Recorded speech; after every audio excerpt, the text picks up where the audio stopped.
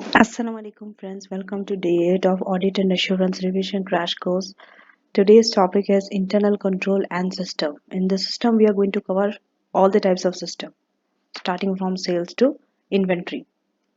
So let's start. The topics that we are going to cover today are internal control systems, audit and the controller, sales cycle, purchase cycle, payroll system, cash system, inventory, and communication on internal controls. So let's start with internal control. What is internal control? Internal control is the process. Okay, it is not just one thing. There are so many processes in an organization that is going, which makes some an internal control. So if you are having a sound internal control, okay, it will help you to achieve your objectives. What are the objectives of an entity? For example, it will give you a reliability in your financial reporting. Your financial reporting will be more reliable. Your operation will be more effective. Efficiency will increase because of having internal control system, and you can comply with the laws and regulations. So there are three main objectives of having a internal control. Number one, reliability of financial reporting. Number two, effectiveness and efficiency of operation. Number three, compliance with laws and regulations. So make sure that you remember these three objectives of internal control. Now let us go through this diagram to understand internal control better. Okay, so more reliable systems of control means what? From the auditor's perspective we are taking this, that means lower risk. More reliable internal control means lower risk of material misstatement. So reliable system contains stronger control. Number two, then the auditor must, okay, these are the responsibilities of auditors relating to internal control. We always tell that auditors audit the financial statements, but they also see whether internal control are effective or not. So what should the auditor do?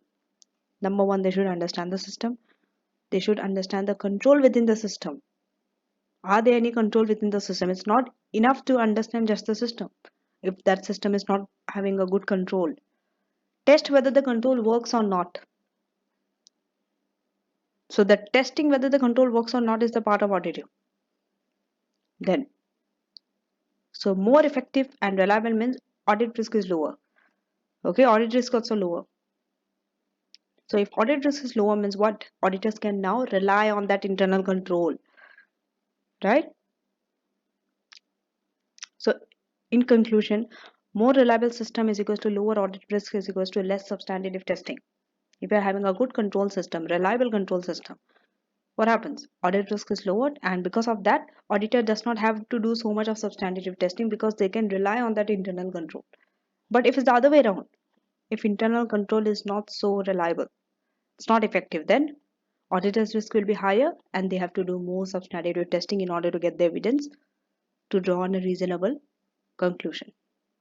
Now let us start with some components. There are 5 components that makes up an internal control system of internal control. Number one, control environment, and you should know all these components and their parts also with them.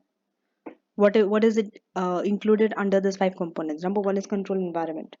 This is very important. Environment matters a lot. Your environment of the organization. So under that, the meaning of this means what is the attitude of the management of the top level people, because remember they are the one who set that culture, right? Because culture, everything, control comes from the top to bottom. So whatever is followed at the top level will be automatically be followed by the bottom level people. That's why it's very important that you look at the philosophy, the attitude of the management who is having the control. How are they controlling? How are they committed to integrity? What are their ethical values? What is the formal organization structure? Are the staff properly trained to be ethical? Right? All these things needs to be checked. Number two, risk assessment process.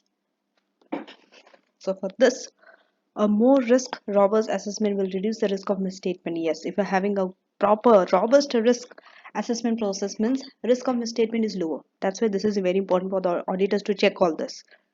So whenever an auditor is checking internal control, it means they are checking these components. What is the control environment? What is the risk assessment? Number three is information system. You need information system, right?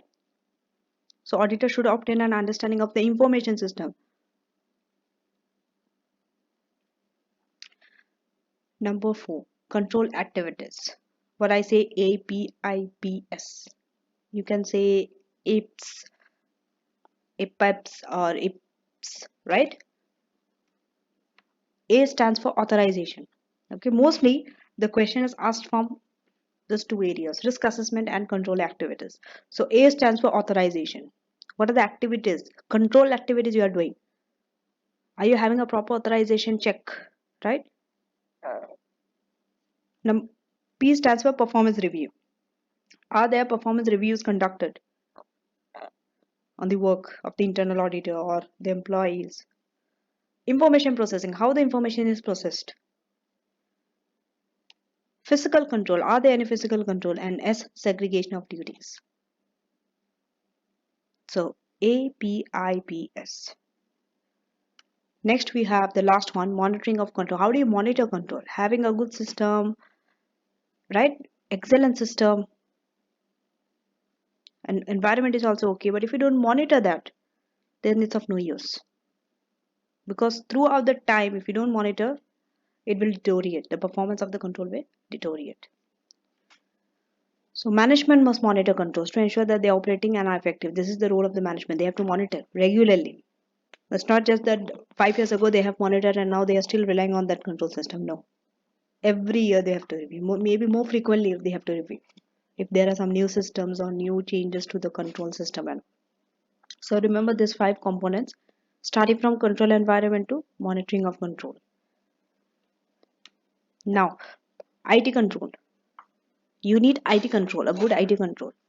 Because no organization nowadays works manually, right? You must have seen everyone works on IT, so there should be some IT control. IT control could be of two types. One is application control, the other one is general IT control. Application control means control built into the system. For example, these are the controls that you should not do anything about it. It's already built into that system, already built into that program or that software. They will perform it. Okay, for example, arithmetic check, range check, and validation checks. You don't do these checks arithmetically. If you have included any number, they will check whether that, for example, if you are entering a number in a cell and the cell you have formatted in such a way that only from 0 to 100 marks, for example, marks you are allocating, marks of a student, it could be from 0 to 100. Now you are putting 110. Automatically you will get that error message. It will not accept it. It will be rejected because it's not within that range. So this type of system, the control, are not done by you. You understanding? It's already there in the system. Validation check, whether it is validate or not that format. Arithmetic check. Okay, so IT can do this better and faster than you can do it. Obviously, you also can check whether it is in the range or arithmetical check, but let the IT do this job because they are better in that. Now coming to the general IT control, what is it? This helps. These are the further policies that helps to and supports an effective functioning of application control. That means having this will help the application control to perform better. 1. Data center and network operation. System software acquisition. You acquire the software. Change and maintenance. You sometimes have to change. Access security. These are some things which you have to do. Okay, you can do it so that your application control is not being deteriorated, right? It's working effectively. That's why you have to have this general IT control. Access security. Not everyone can enter the room where the data is saved, right? You will be having some password, door locks or swipe card, backup procedure. You have to have a backup procedure of this thing. So this type of controls should be done by you. This cannot be done by the IT. Okay, you should make sure that the door is locked. You should make sure that the passwords are strong. You should make sure that backups are taken frequently.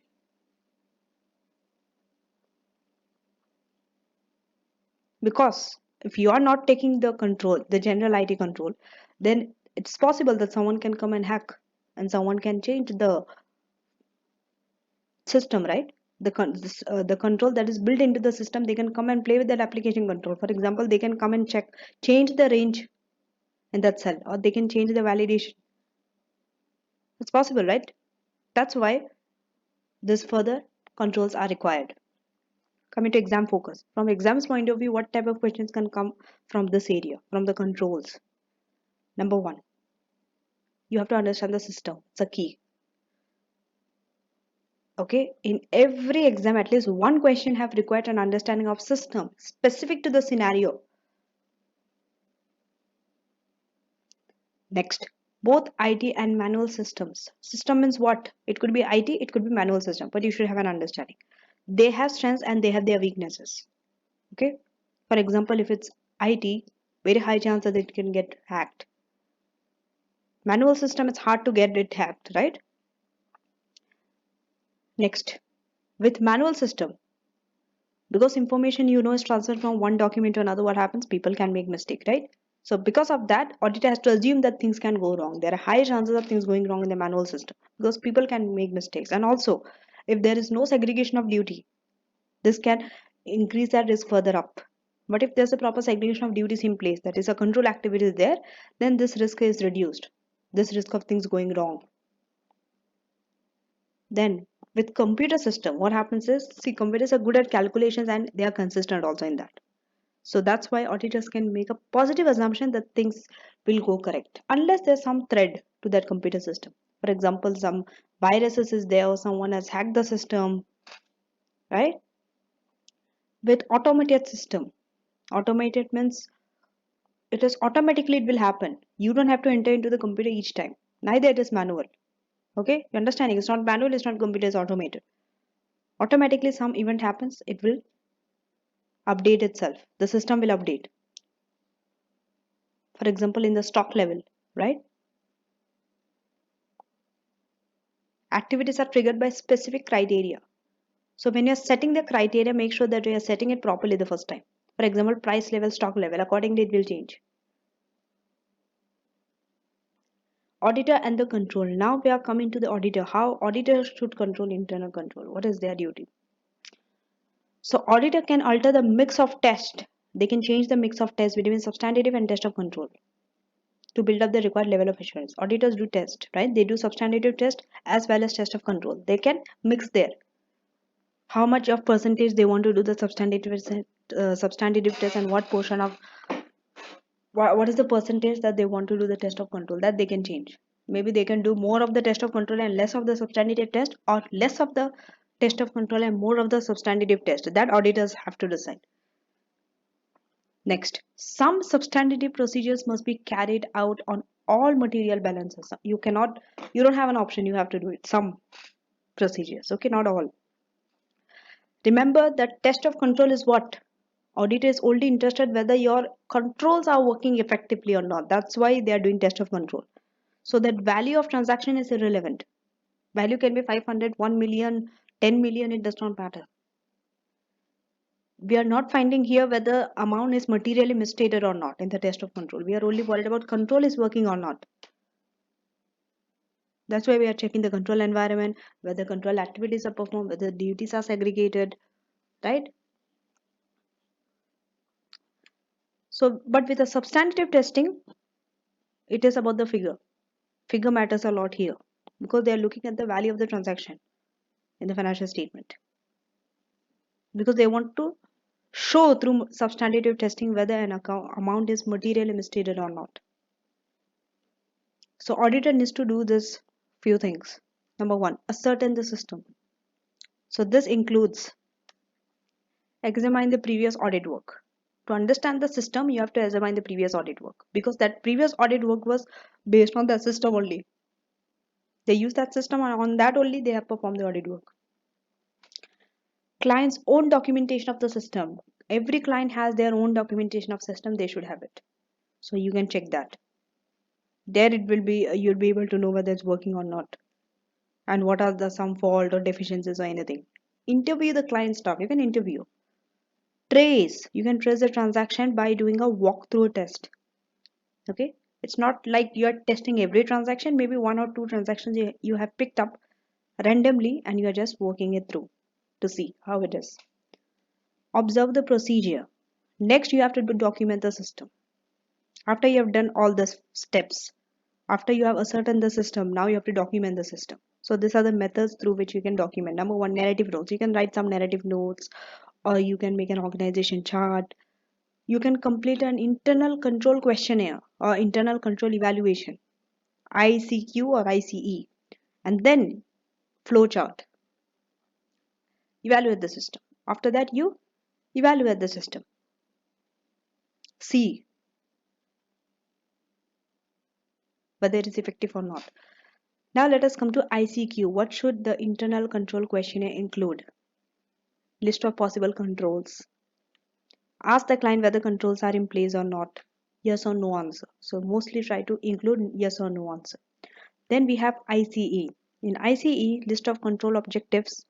What is the objective of that control? What are you trying to achieve by having that control? That you have to write, and ask client what controls they have in place to achieve the objective. Do they have any control? So let us come to the system. We are over with the auditor having checking whether internal control is working or not. Now we are moving on to different types of system. Sales, purchase, payroll, inventory, cash.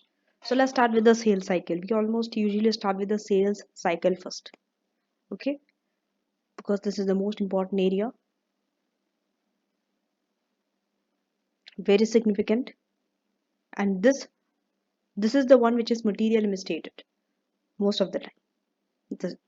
Of course, others are, but sale is the most significant one out of the others. So starting with sales cycle, these are the 5 stages. Stage 1, you have orders received. Stage 2, goods are dispatched. 3, invoices sent. 4, transactions are then recorded in the book, and finally you are receiving the cash. So make sure whenever sale is happening, immediately no one receives the cash. You have to go through these stages from order received till cash received.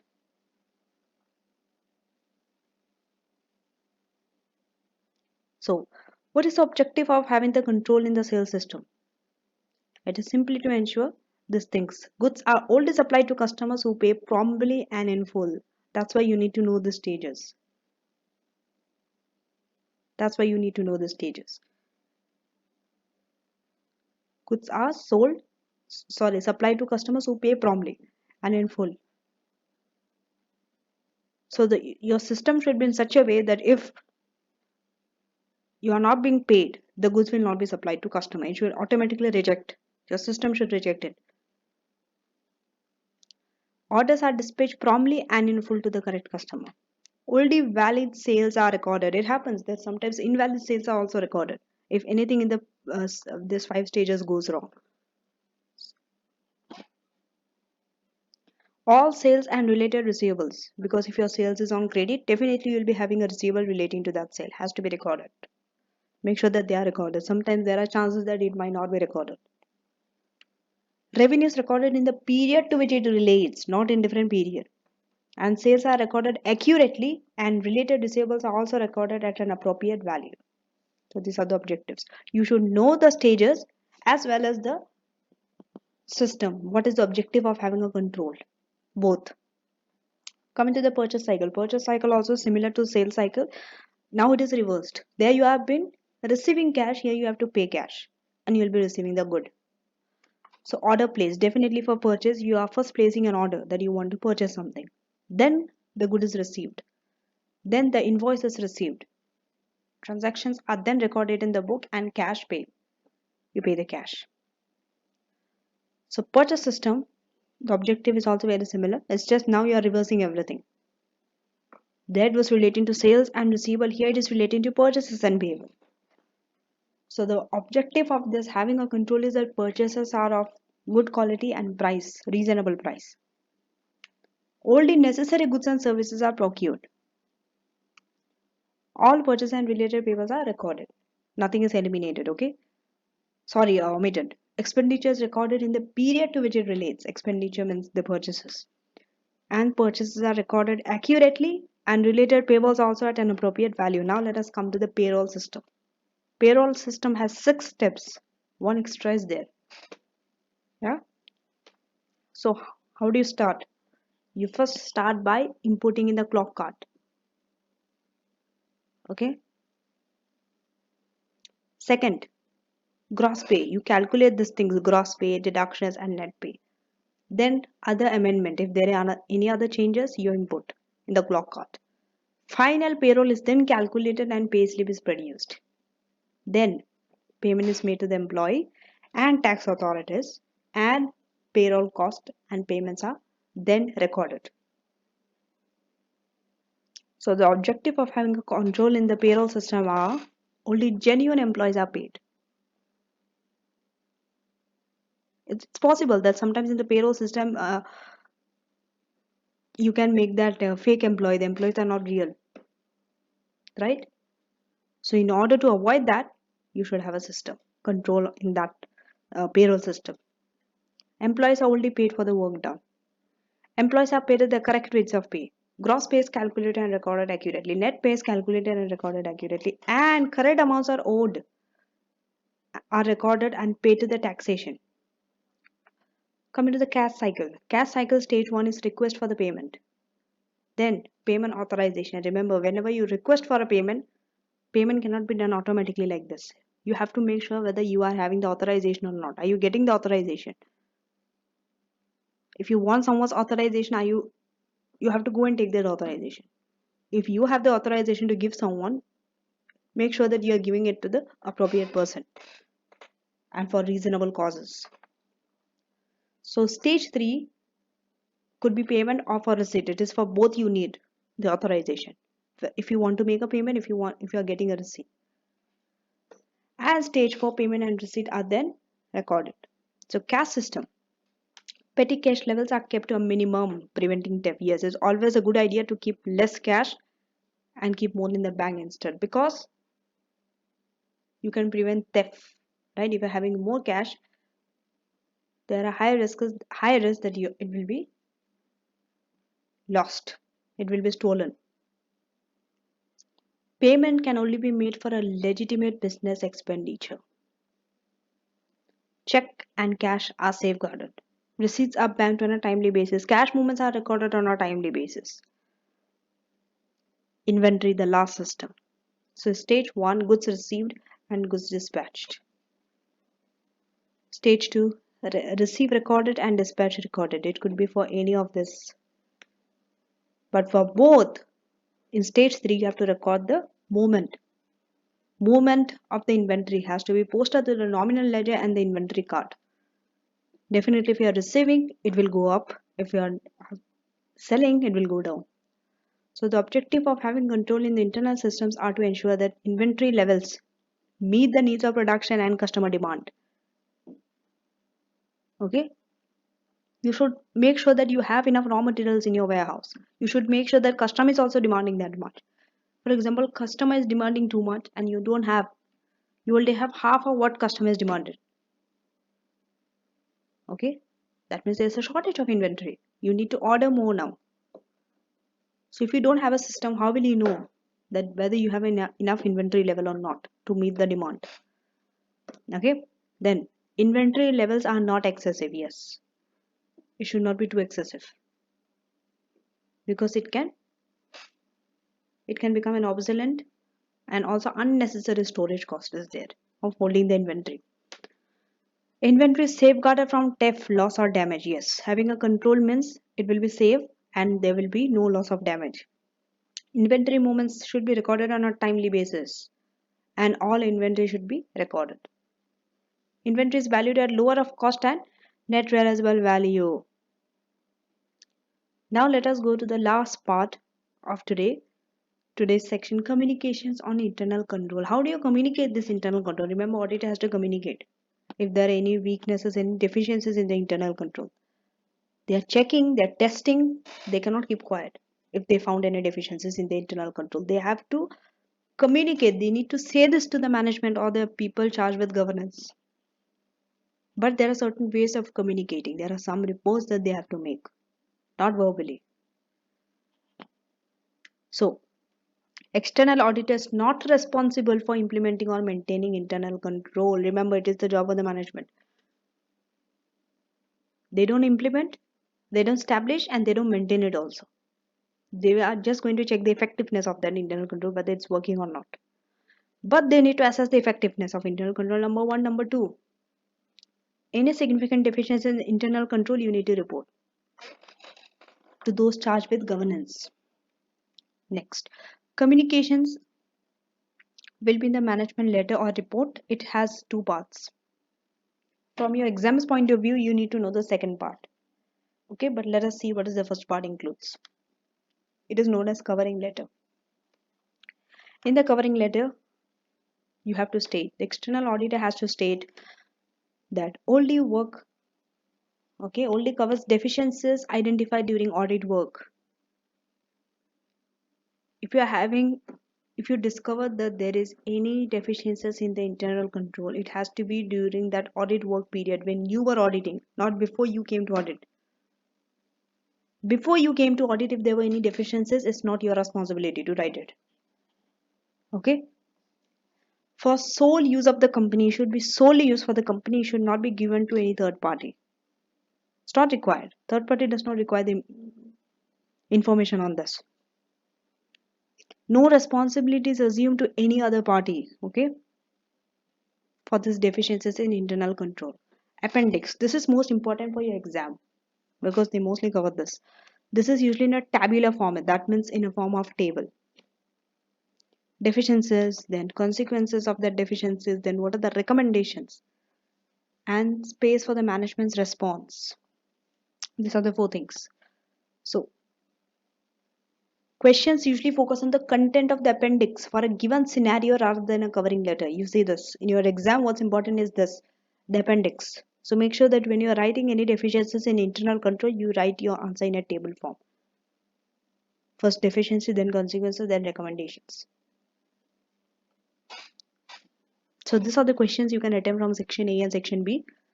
The list is big, okay, but at least you can make sure that you do one or two questions from every section to understand the nature of it, whether are you comfortable in that internal control or not. So that's it for today. See you tomorrow with internal audit. Till then, thank you for watching.